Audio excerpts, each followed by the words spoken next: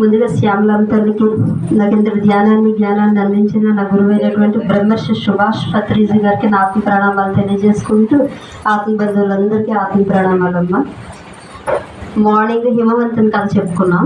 So ఇప్పుడు కథ చెప్పుకుందాం. మామూలు చాలా చందమామ కథలు తీసుకొచ్చి ఎందుకు చెప్తున్నానంటే పిల్లలు వస్తారు.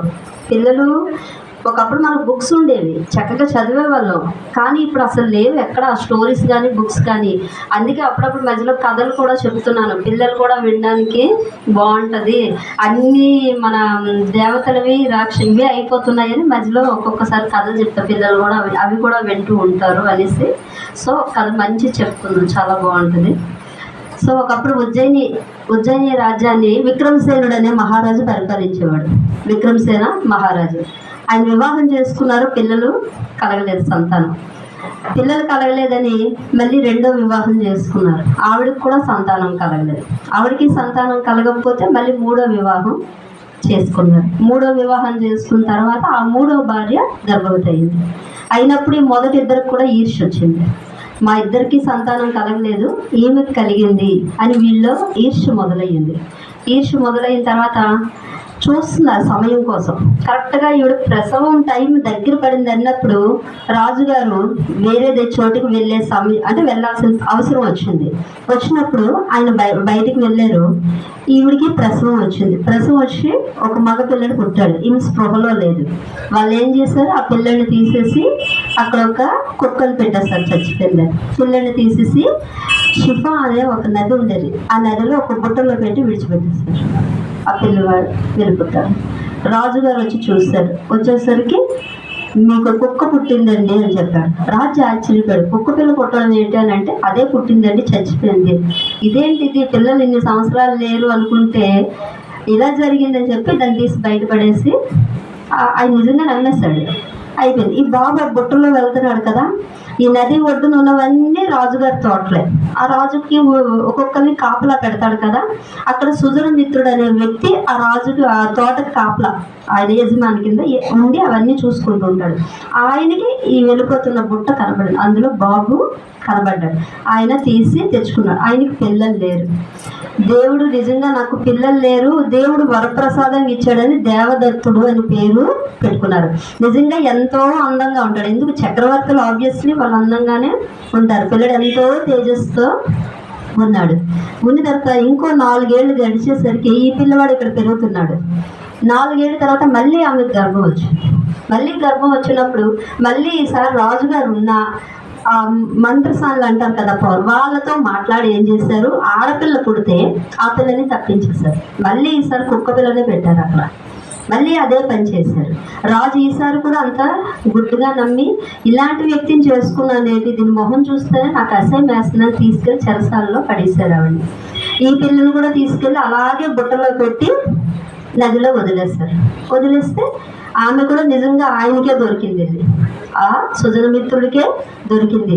ఏంటిది, పిల్లవాళ్ళు వస్తున్నారు, సరే నాకు ఎలాగో లేరు, భగవంతుడు నిజంగా నాకు కరుణించిస్తున్నాడు అనుకొని ఆ పాపను కూడా తెచ్చుకోండి. నిజంగా చందమామ లాంటి అందమైన రూపం ఉన్న అమ్మాయి, రాజకుమార్తెని ఈయనకి తెలియదు. పిల్లలు ఎక్కడి నుంచో వస్తున్నారు అనుకుంటున్నారు, కానీ రాజుగారికి ఇలా జరుగుతుందని ఎవరికి తెలియదు.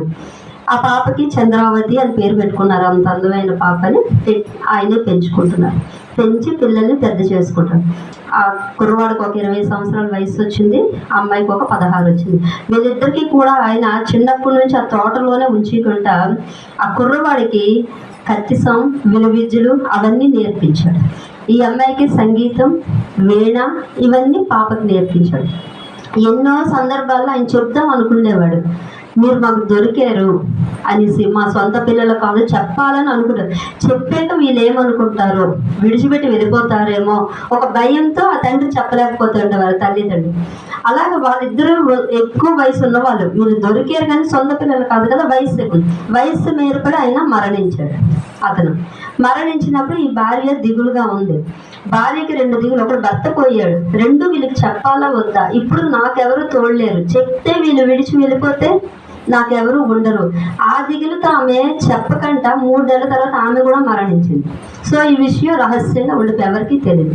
వీళ్ళిద్దరూ ఆయన పిల్లలే అనుకుంటున్నారు. మా నాన్న తోటమాలి, ఆయన పిల్లలే మేమిద్దరం అని వీళ్ళిద్దరూ అనుకుంటున్నారు. అయితే ఎన్ని రోజులు ఇంట్లో ఉంటాను, ఏదో ఒక పని చూసుకోవాలి కదా, రాజుగారి దగ్గరే పని సంపాదిస్తానని చెల్లెలికి చెప్పి కోటకు వెళ్తాడు. వెళ్ళి రాజ్యసభ జరుగుతుంటే డైరెక్ట్గా రాజు దగ్గరికి వెళ్ళిపోతాడు.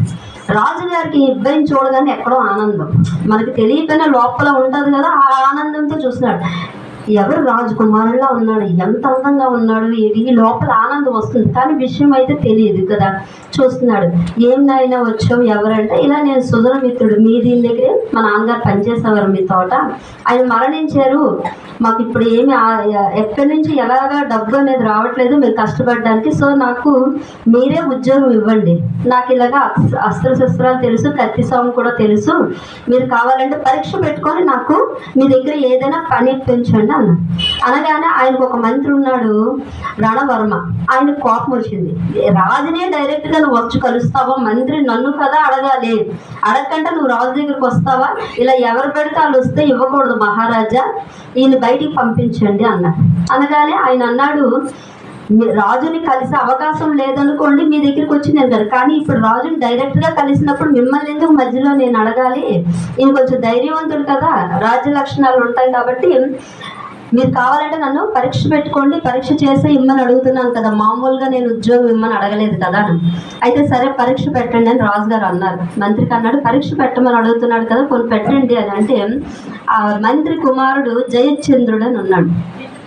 వీడికి ఒక 2 సంవత్సరాలు తేడా, వాడు ఒక 22 ఏళ్ళ వయసు ఉంటాడు, వీడు 20. ఆయన్ని పిలిచి ఇద్దరికి కత్తి యుద్ధం పెట్టారు. నిజంగా ఆయన నిపుణుల దగ్గర నేర్చుకున్నాడు, ఈయన మామూలు ఒక సైన్య దగ్గరే నేర్చుకున్నాడు. అయినా సరే ఇద్దరు చాలా హోరాహోరీగా పోటీ పడ్డారు. చాలాసేపు ఇద్దరు పోటీ పడ్డాక ఇద్దరు కత్తులు ఒకేసారి విరిగిపోయినప్పుడు ఇద్దరు ఆనందపడి కౌగిలించుకున్నారట, ఏ ఈర్ష్య లేకుండా. ఎంత బాగా యుద్ధం చేసావంటే ఎంత బాగా చేసావు, నువ్వెక్కడ నేర్చుకున్నావు, నువ్వెక్కడ, ఇద్దరు కౌగిలించుకుంటే రాజు ఆనందపడ్డాడు. వీడిలో నిజంగా ఎంతో సత్తా ఉంది, చాలా ధైర్యవంతుడు, తెలివైన వాడు. కాబట్టి అశ్వదళానికి ఆ గుర్రాలన్నిటికీ ఉంటుంది కదా, అక్కడ వీడిని సైన్యాధ్యక్షుని చేసి ఉద్యోగం ఇచ్చేసరికి ఈ మంత్రికి కోపం వచ్చింది లోపల. నేను వద్దు అనుకున్నా ఈ రాజు ఇచ్చాడు. ఆ కొడుకు వీడితో స్నేహం చేయడం మొదలుపెట్టాడు. జయచంద్రుడు, దేవదత్తుడు ఇద్దరు చాలా ప్రాణ స్నేహితులు అయిపోయారు. తండ్రికి ఉన్న గుణాలు వేరు, కొడుకు వేరు. కొడుకు చాలా మంచివాడు, ఈయనతో ఉన్నాడు. ఇతను అన్నాడు, మీ నాన్నగారికి నేనంటే నచ్చదు కదంటే, మా నాన్నగారు ఎవరినైనా తక్కువగానే చూస్తారు, నాకు అలా లేదు, నాకు నీతో స్నేహం ఇష్టం అని చెప్పి ఇద్దరు ఎంతో స్నేహంగా తిరుగుతూ ఉన్నారు. అలా ఒకరోజు వాళ్ళ ఇంటికి తీసుకొని వెళ్ళాడు జయచంద్రుడిని. తీసుకొని వెళ్ళేసరికి అక్కడ చెల్లెలు ఉంది కదా చంద్రావతిని, ఆమెను చూసి ఇష్టపడతాడు మంత్రి కొడుకు. ఆమెను చూసి ఇష్టపడి వెంటనే చెప్తాడు. అక్కడే అప్పుడులో ధైర్యం ఉండేది అలా మనసులో. వెంటనే దేవదత్తుడు చెప్తాడు, నీ చెల్లెలు నాకు చాలా నచ్చింది, ఆమెను వివాహం చేసుకుందాం అనుకుంటున్నాను. ఈయన చెప్తాడు, మేము ఒక తోటమాలి పిల్లలు, నువ్వు మంత్రి కొడుకువి, నీ తండ్రి ఒప్పుకుంటాడా అంటే, నా తండ్రి ఒప్పుకున్నా ఒప్పుకోపోయినా నేను మాత్రం నీ చెల్లెల్నే చేసుకుంటాను, నాకు నచ్చింది అని అంట. ఈయన కూడా సరే అని, ఆమె కూడా ఇష్టపడదు. ముగ్గురు స్నేహంగా తిరుగుతూ ఉంటారు. ఈయన అశ్వదళాన్ని చాలా బాగా నడుపుతాడు అనమాట. ఒక్క సంవత్సరంలో గుర్రాలని ఏవి బాగున్నాయి లేదో చూసి మార్చి మళ్ళీ కొత్త గుర్రాలు తెచ్చి వాటికి చాలా బాగా చేస్తే రాజుని ఆనందపడిపోతుంటాడు. రోజు చూస్తుంటాడు, ఏదో తెలియని ఆనందం ఈ పిల్లవాడి మీద. ఎంతో నైపుణ్యం ఉంది, చక్కగా సామ్రాజ్యంలో గుర్రాలను సైన్యాన్ని బాగా చేస్తున్నాడు, అన్నీ చూస్తున్నాడు రాజు. ఈ అబ్బాయి ఒకరోజు ఉజ్జయిన్లో మహాకాళేశ్వర్ టెంపుల్కి వెళ్ళినప్పుడు అక్కడ హారతి ఇస్తున్నారు, చండీ హారతి ఇస్తారు రాత్రి. ఆ టైంలో శివుని యొక్క ప్రమద గణాలన్నీ అక్కడికి వస్తాయంట. అది అయిపోయిన తర్వాత, హారతి అయిపోయిన తర్వాత గుడి వెనక వైపు వెళ్ళినప్పుడు అక్కడ ఒక మర్రి చెట్టు ఉన్నది. ఆ మర్రి చెట్టు దగ్గర ఒక సిద్ధ పురుషుడు కూర్చొని ఉన్నాడు, ఒళ్ళంతా విభూది రాసుకొని. ఈయన వెళ్ళి ప్రణామాలు చేసినప్పుడు ఆయన సిద్ధపురుషుడు అడిగాడు, నువ్వు తోటమాలి కొడుకువేనా అని అడిగాడు. అదేంటంటే అలా అడుగుతున్నారు, నేను తోటమాలి కొడుకులే అంటే, నమ్మేవా నువ్వు ఆ విషయాన్ని అన్నాడు. అనగానే వీడికి డౌట్ వచ్చింది, అదేంటంటే నమ్మేవా అని అడుగుతున్నావు అంటే నేను తోటమాలి కొడుకుని కాదా అని అన్నాడు. నీకు ఎవరో నీకు తెలియాలి అని అంటే సింహగిరి కొండ ఉంది, ఇక్కడి నుంచి 100 ఆమడల దూరంలో సింహగిరి కొండ ఉంది. దాని మీద సింహకేతుడు అనే రాక్షసుడు ఉన్నాడు. వాడు బకాసురుడు వంశంలో చివరివాడు. వాడి దగ్గర ఒక చిలక ఉంది, పంజరంలో, బంగారు పంజరంలో ఒక చిలక ఉంది. దాని దగ్గరికి వెళ్తే నీవెవరో తెలుస్తుంది అని అంటే వీడికి లోపల పట్టుకుంది. అంటే నేను తోటమాలి కొడుకుని కాదు, నా తండ్రి ఎవరైతే అంటే ఇప్పుడు తెలుసుకోవాలి. ఎలా వెళ్ళాలి నేను అంటే ఆ కొండ అద్దంలో ఉంటుంది, నువ్వు వెళ్ళలేవు, ఎక్కలేవు. కానీ నీకు నేను సలహా ఇస్తా, నువ్వు ఆ రాక్షసుని చేయి. ఎలా అంటే ఈ మహాకాళేశ్వరి గుడి లోపల నంది ఉంది కదా, నంది కిందన ఒక ఖడ్గం ఉంది. ఆ ఖడ్గం విక్రమార్కుడిది యొక్క ఖడ్గం ఆ కింద ఉంది. అది ఎవరిచ్చారు? సాక్షాత్ అమ్మవారు ప్రసాదించారు విక్రమార్కుడికి. దాని పేరు కాళీ కళా విగ్రహం, ఆ ఖడ్గం పేరు. ఆ ఖడ్గం లోపల పొందుపరిచి ఉంది. అంటే విక్రమార్కుడు మరణించిన ఆ ఖడ్గం మాత్రం దాని కింద ఉన్నది. ఆ ఖడ్గం పట్టుకొని వస్తే నువ్వు రాక్షసుడిని అంతం చేయగలవు. అంటే నేను ఎలా నందిని జరపగలను? అది పెద్దది ఉంది. నేను ఎలా అంటే ఒక విభూతి పొట్లం ఇస్తాడు. శివుడు పార్వతి ఇద్దరు నాట్యం చేసుకున్నప్పుడు, ఒకరినొకరు ఆలింగం చేసుకున్నప్పుడు ఈ విభూతి పడింది. దీన్ని దాని మీద జల్లు, ఆ విగ్రహం కాస్త ఇలా తేలికవుద్ది. జరిపి నువ్వు తీసుకో. దాని లోపల గుండి ఒక గృహలాగా మెట్లు ఉంటాయి. ఆ మెట్లు పట్టుకొని వస్తే నువ్వు కాళీ ఆలయానికి చేరుకుంటావు, వచ్చేయని చెప్పి విభూతిస్తాడు. ఆ రాత్రి గుడికి వచ్చేసారు కదా, వెళ్ళిపోతాడు ఇంటికి. రాత్రి అంతా ఆలోచనలో ఉంటాడు, ఎవరికి చెప్పలేడు విషయం. ఖడ్గం దొంగతనం చెయ్యాలి, ఎలా చెయ్యాలి, నేను తోటమాలి కొడుకులు కాదా, ఎవరు నేను? ఇంకా రాత్రి అంతా ఆలోచనలతో నిద్ర లేదా పిల్లవాడికి ఉన్నాడు. తెల్లవారు లేసి ఆ చెల్లెలు అడిగింది, ఏమైందండి అలా ఉన్నావు అనేసి. అంటే ఏమీ లేదన్నాడు. స్నేహితుడు వచ్చాడు, గమనిస్తారు కదా పక్కన ఆనందంగా ఉన్నవాడు డల్గా ఉన్నాడు. స్నేహితుడు కూడా అడిగాడు ఏమయ్యింది అంటే విషయం అయి చెప్పలేదు. కూర్చున్నాడు, వెళ్ళిపోయాడు.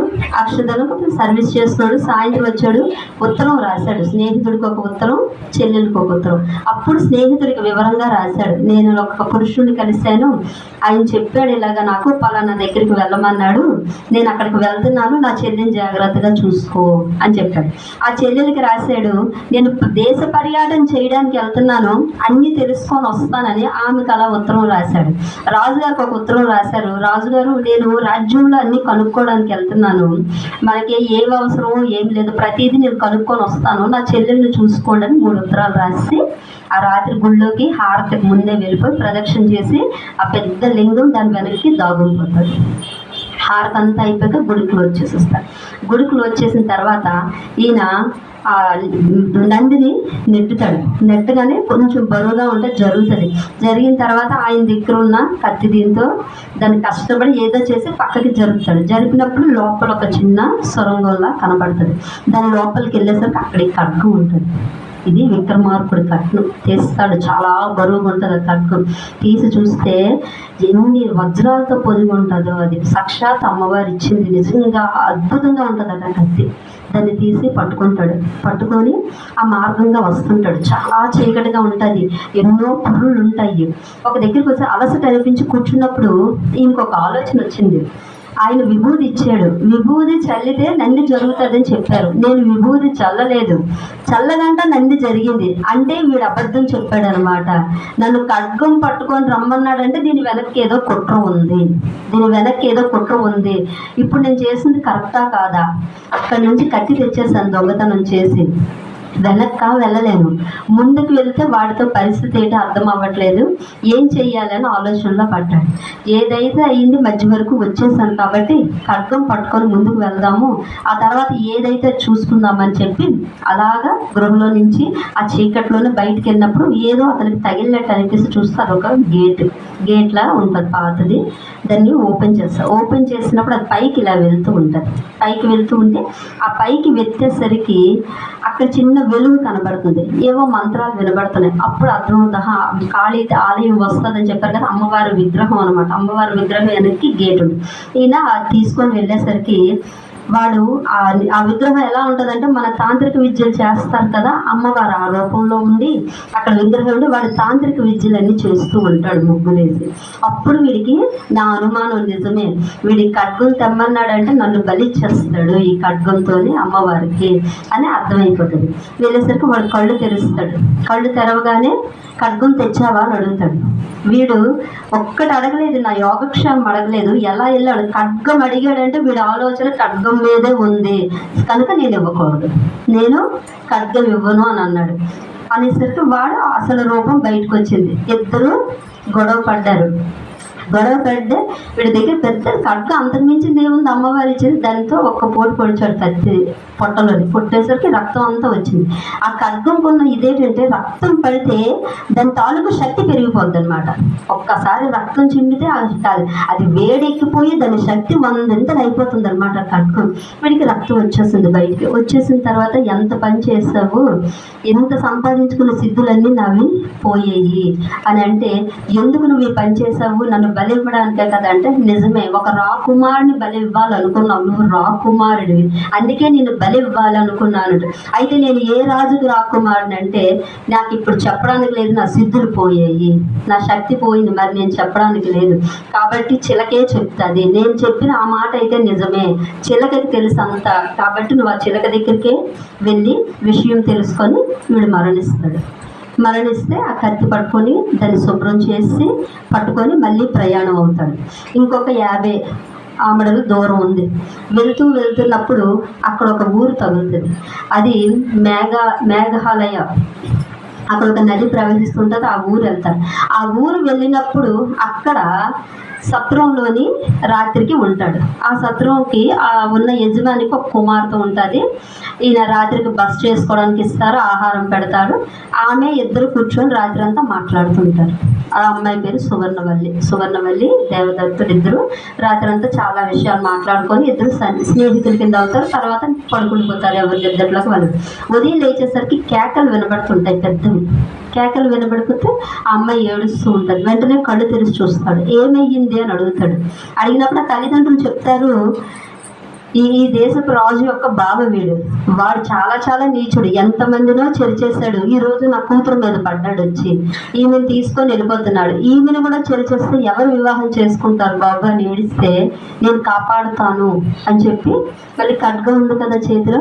వాడు చూస్తే చాలా ఆజానుబాహుడు, గుళ్ళుగా ఆ మేసాలతో ఉండే, వీడు చూస్తే చిన్న కురవాడు, 20 ఏళ్ళ కురవాడు, అయినా సరే యుద్ధం చేస్తాడు.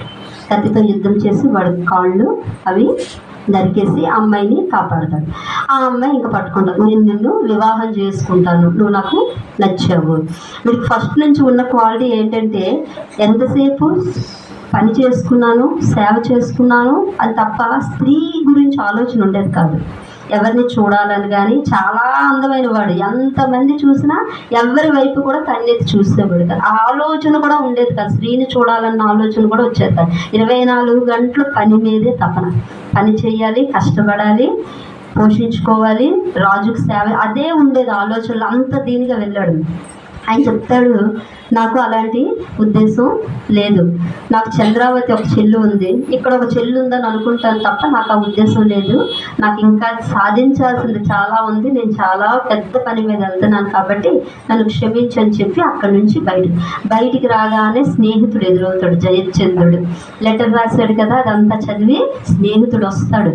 రాగానే వీడికి అంత ఆనందం కాదు, ఒక్కడైతే ధైర్యంగా బయలుదేరి వెళ్ళిపోయాడు, కానీ స్నేహితుడిని చూసేసరికి ఆనందం కలిగింది. గట్టిగా కౌగిలించుకున్నాడు. నా చెల్లెలు ఎలా ఉందంటే, నీ చెల్లెలు ఏడుస్తుంది, అందుకే వచ్చాను, మా అన్నయ్య ఏటి వెళ్ళిపోయాడని బాధపడుతుంది, నువ్వు ఎలాగో ఉత్తరం రాశా కదా పలానా దగ్గరికి వెళ్తున్నానని, అందుకే వెతుక్కొని వచ్చానంటే, నిజం నాకు చాలా ఆనందంగా, నువ్వు తోడుండడం నాకు ఇంకా ధైర్యంగా ఉంది, పదా ఇద్దరు వెళ్దామని. ఇప్పుడు ఆ సింహగిరి కొండ దగ్గరికి వెళ్ళాలి. అక్కడ సింహకేతుడు రాక్షసుడు. సో ఇద్దరు ప్రయాణం మొదలవుతుంది, గుర్రం మీద వెళ్తారు. అక్కడికి వెళ్ళేసరికి నిజంగా అది ఎంత అందమైన చోటు అయితే, ఆ కొండ అంతా అద్దంలా చెక్కించేశాడట. కొండ ఎక్కడానికి ఎవ్వరు ఒక బల్లి కూడా పాకలేదట, అంత సాఫ్ట్ చేయిస్తాడు. దానికి ఎక్కడానికి అవకాశం. కిందనంతా తోటలు, ఏంటవి పళ్ళ తోటలు, ఎన్నో రకాల పళ్ళు తోటలు, ఎంతో మంది పని వాళ్ళు ఉన్నారు. అక్కడికి వెళ్ళారు. వెళ్ళినప్పుడు ఒక ముసలతను ఉంటే ఆయన దగ్గరికి వెళ్ళి మాట్లాడాడు. ఇలాగ సింహకేతుడు రాక్షసుని చూడడానికి వచ్చాం. ఆయన అన్నాడు, నాయన ఇద్దరు యువకులు చిన్న వయసులో ఉన్నారు, వాడిని చూడడానికి ఆ రాక్షసుడు చూస్తే చంపుకు తినేస్తాడు. మేమే భయంగా బతుకుతున్నాం, మమ్మల్ని అందరినీ ఎక్కడి నుంచో తెచ్చి ఇక్కడ బానిసలుగా ఉంచాడు. మేము పనులు చేసుకుంటున్నాం, ఇగో ఇవన్నీ పండిస్తున్నాము. ఈ ద్రాక్ష పళ్ళన్నీ చేస్తే వాడు తాగుతాడు ఆ రసము. ఈ పళ్ళు ఇవ్వాలి వాడికి, రోజు 2 పోతులు ఇవ్వాలి. వాడి దగ్గర ఒక పెద్ద సింహం ఉంటుంది, దాన్ని చూస్తేనే భయం వస్తుంది. దానికి ఒక పోతు, ఆడికి ఒక పోతు. అలాంటి వాడిని చూడడానికి వెళ్తానంటారేంటి అని అంటేనేమో, లేదు ఒక్కసారి మేము కలవాలంటే వాళ్ళు చెప్తారు, వాడు నీచుడు, కాశ్మీర్ రాజు కుమార్తెను తీసుకొచ్చేసాడు, నచ్చిందని ఆమె వివాహం చేసుకుందామని చూస్తున్నాడు. ఆ అమ్మాయి ఒప్పుకోవట్లేదు కాబట్టి చచ్చిపోతాను అంటుంది, కాబట్టి ఏమీ చేయలేదు, వివాహం చేసుకోలేదు, అలాగే ఉంది ఆ అమ్మాయి. కాబట్టి వాడు నీచుడు ఎల్లకంటే వీళ్ళకి అప్పుడు ఒక ఆలోచన వస్తుంది.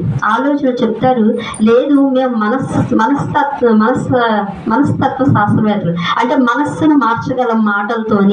ఆమెకి ఇష్టం లేదు కాబట్టి ఇష్టపడేటట్టు మేము చెయ్యగలము, కాబట్టి మాకు అవకాశం ఇవ్వండి అని అంటే, ఇదొక శాస్త్రం ఉందా మాకు తెలియదే అంటే, ఉంది నిజంగాను, మేము ఎవరి మనస్సు అయినా మార్చగలము వాళ్ళకి అని అంటే, అయితే సరే, అయితే మీకు ఒక వ్యక్తిని చూపిస్తాము, అక్కడికి వెళ్ళి మీరు వెళ్తారు కానీ ఇప్పుడు వద్దు, రండి మా ఇంట్లో బస్ చేయండి అని తీసుకెళ్ళి ఉంచి, ఇక్కడ మా దగ్గర ఉన్నట్టు కూడా మీరు ఎవరికి చెప్పకండి అని రాత్రి ఆతిథ్యం ఇస్తారు. తెల్లవారు లేసి ఆ కొండకు ఒక మూలన లోపల నుంచి మెట్లు ఉంటాయి. ఆ మెట్లు కూడా ఎలా అంటే విచిత్రంగా ఉంటాయి అన్నమాట. మనం ఎక్కుతుంటే కానీ ఇంకో మెట్టు కనబడదు, అంత విచిత్రంగా కడతాడు. అంటే ఆ రాక్షసుడు భయం, ఎవ్వరు ఆ కోటలోకి రాకూడదు, వాడికి చావు భయం ఉంటుంది, ఎవ్వరు రాకూడదు అని చెప్పి చాలా విచిత్రంగా కడతాడు. అక్కడ ఒక ద్వారపాలకుడు ఉంటాడు, చాలా గంభీరంగా చూడడానికి వికృతంగా ఒకలా కూర్చుంటాడు. వాడి దగ్గరికి వెళ్ళి చెప్తే ఈయన్ని పంపిస్తారు. వీళ్ళిద్దరు వెళ్తారు. ఇలాగా రాక్షసుడిని కలవడానికి వచ్చాం, వాళ్ళు ఒప్పుకోరు.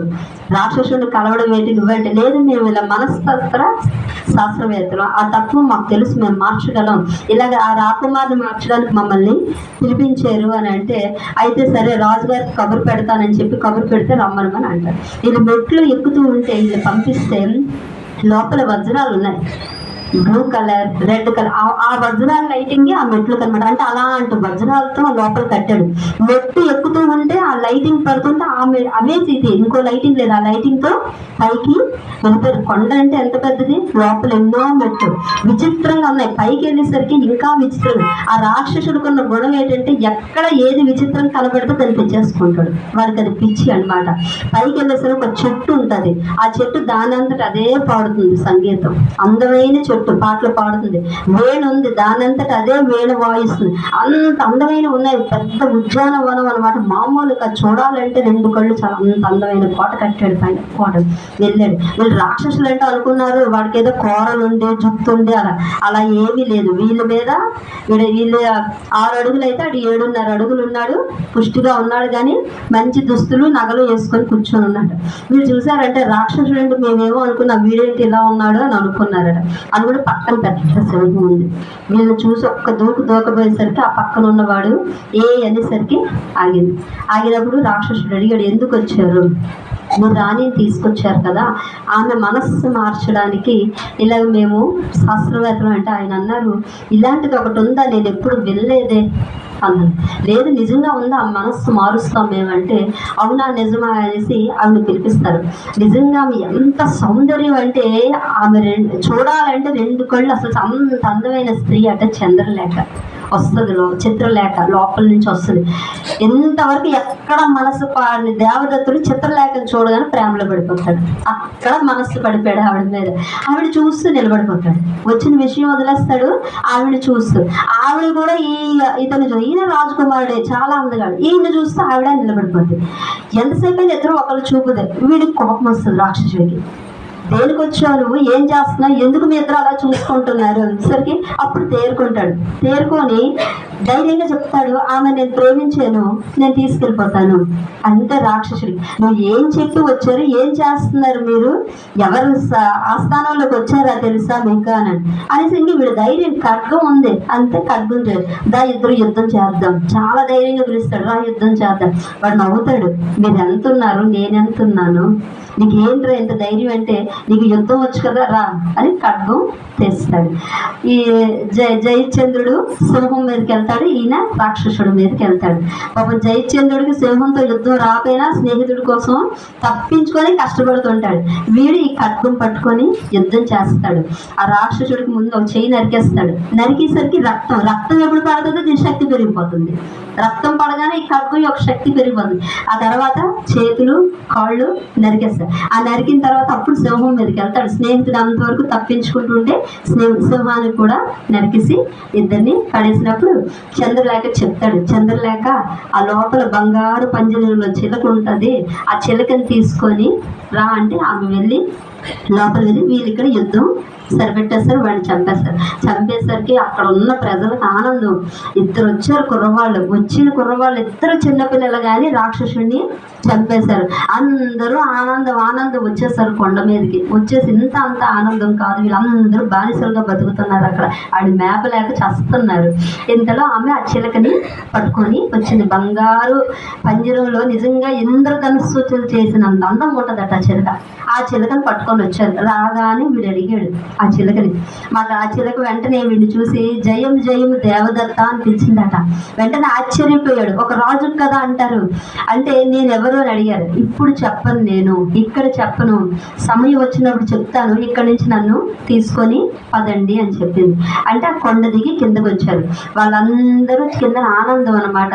ఆ రాత్రి అందరూ ఉత్సవాలు చేసుకుందాం, ఈ ఒక్క రాత్రి మీరు ఉండండి మాతో పాటు అన్నప్పుడు ఈయన చెప్పాడు, పైన ఎన్నో ఆస్తి ఉంది, గోల్డ్ డబ్బు ఉన్నాయి, నగలు ఉన్నాయి, వాడు సంపాదించింది గోల్డ్ ఉంది, కాబట్టి మీరందరూ ఇంతవరకు బానిసలుగా ఉన్నారు కాబట్టి ఆ సొత్తు అంతా మీకే వదిలేస్తున్నాం, అందరూ సర్దుకొని ఆనందంగా బ్రతకండి, మాకు అది వద్దని చెప్పి ఇద్దరు ఆ వాడు సంపాదించిందల్లా ప్రజలకి ఇచ్చేశారు. ఆ రాత్రి ఆనందంగా గడిపి తెల్లవారులేసి చిలకని చిత్రలేఖని ఆ జయచంద్రుడు గుర్రం మీద మొత్తం ముగ్గురు ప్రయాణం అయ్యి చిలకలు పట్టుకొని వెళ్ళారు.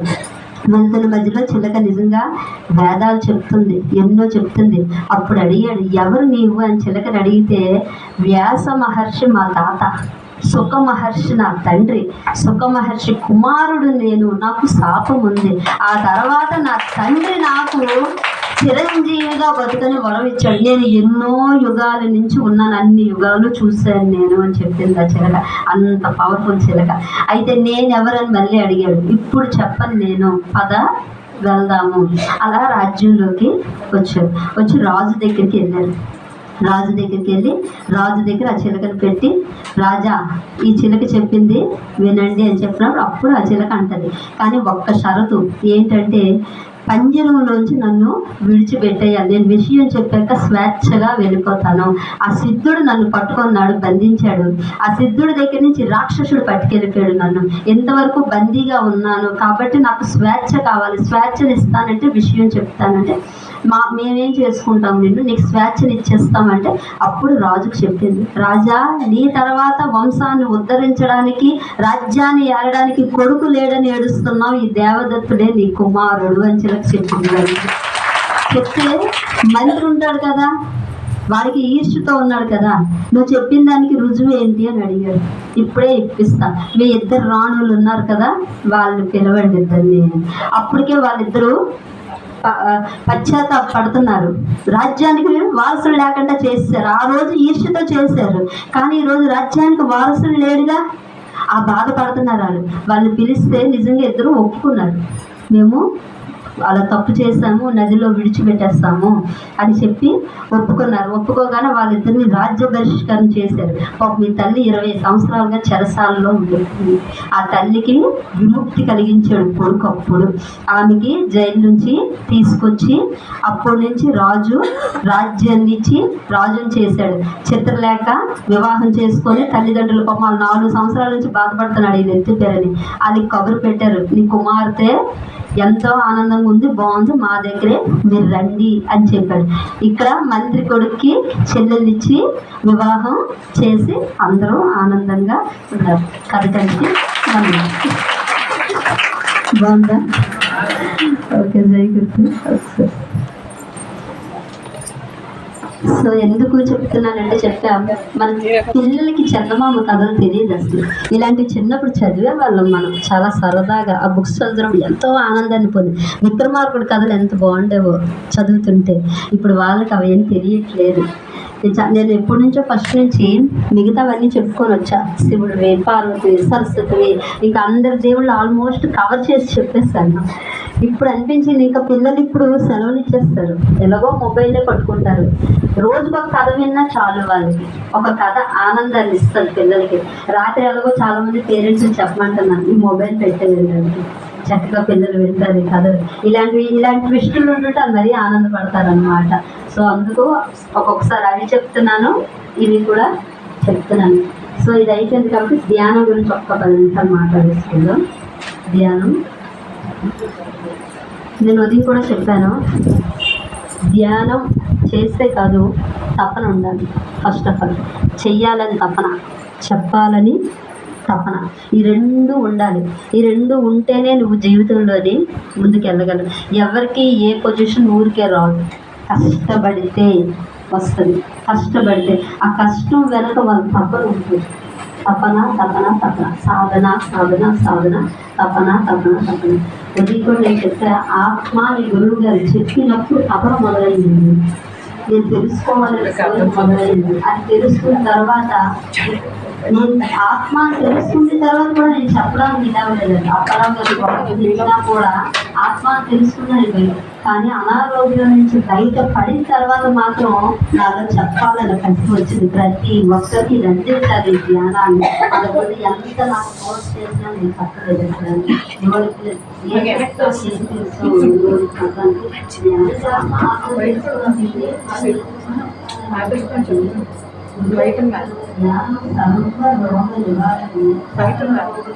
సత్య జ్ఞాన ప్రసారం జ్ఞానం నిజంగా సర్వ రోగాలు దయచేసింది.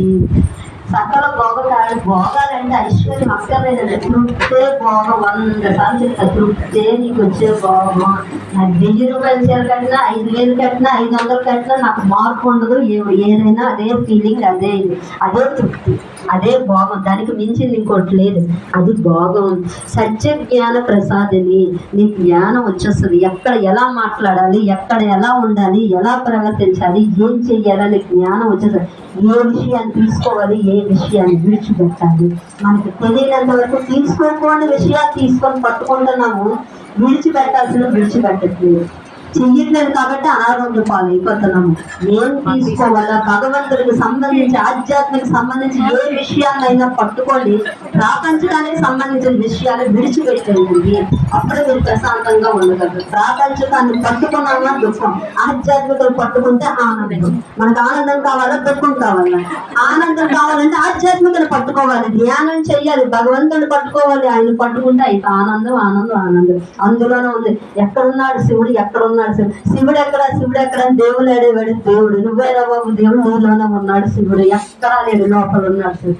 ఈ శివుడు లోపల ఉన్నాడు తెలియాలంటే నువ్వు చేయాల్సిందల్లా అంతర్ ప్రయాణం, లోపల ప్రయాణం చేయాలి. నువ్వు బాహ్య ప్రయాణం చేస్తున్నావు, బాహ్యంగా చూస్తున్నావు. బాహ్యంగా చూస్తే బాహ్యంగానే కనబడతాడు, అంతరంగా చూస్తే నీకు కనబడతాడు. ధ్యానం గారు ఇది వరకు చెప్పా ఎన్నోసార్లు, ఎందుకంటే చాలా వెరీ ఇంపార్టెంట్. తనలో సర్వం ఉండగా తన లోపల వెతుకలేక ధర వెతుకని కనుగులు మోసలు మనములు తల్లి బంధవసమ మదిలో వేమ. అదే నీలోనే ఉందయ్యా సర్వం. నువ్వు బయట వెతుకుతున్నావు, తన లోపల ఉంది సర్వం బయట.